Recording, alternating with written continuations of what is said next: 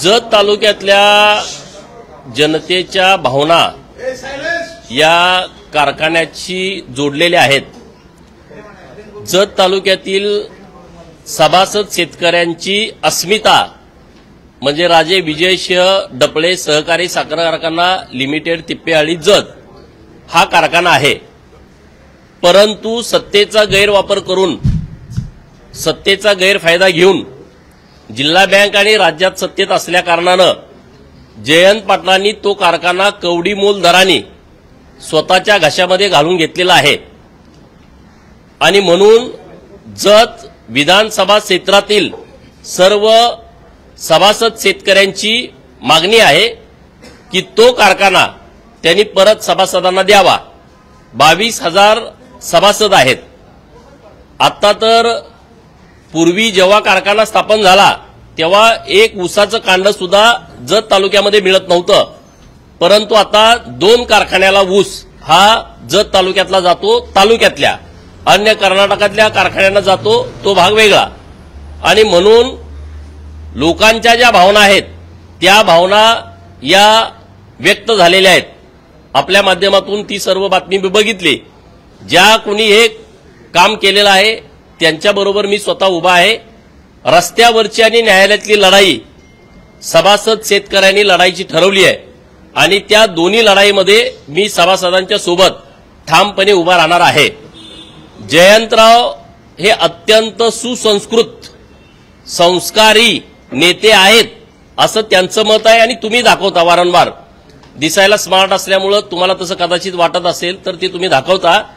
तर ते जर खरेच सुसंस्कृत आणि संस्कारी असतील तर अत्यंत प्रतिकूल परिस्थितीमध्ये सातत्यानं दुष्काळ पडणाऱ्या तालुक्यातल्या लोकांनी गळ्यातलं कानातलं किडूक मिडूक विकून शरड करड मेंढर गुरं मसरं विकून किंवा शेतातलं जे धान्य उत्पादन होतंय बाजरी असेल मका असेल गहू असेल काही असेल असं विकून सभासदाची फी भरलेली आहे।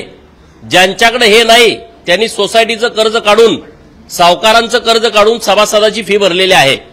आणि जर तुम्ही सुसंस्कृत असाल तर हजारो कोटी रुपयाचा, कारण 250 एकर जमीन आहे, कारखान्याची इमारत आहे, कारखान्याच्या मशिनरी आहेत, गोडाऊन आहेत आणि स्टाफला राहणाऱ्या सगळ्या क्वार्टर्स आहेत, तर एवढी मोठी प्रॉपर्टी 40 कोटीमध्ये घशात घातलेली आहे।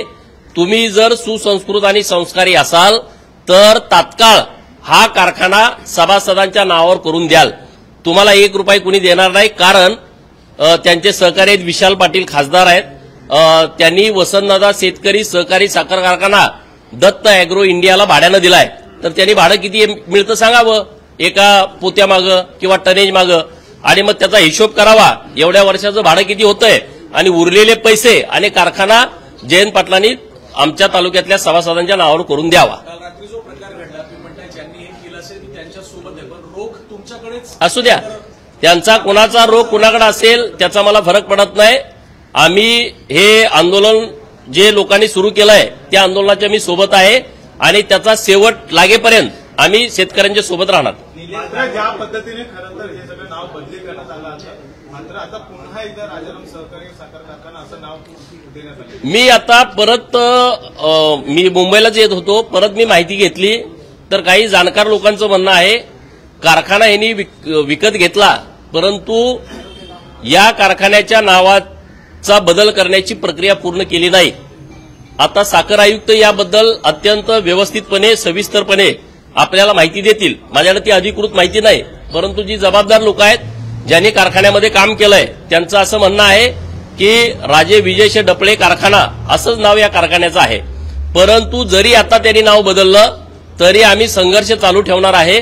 जोपर्यंत हा कारखाना सहकारी होत नाही, सभासदांचा होत नाही, तोपर्यंत आम्ही शांत बसणार नाही।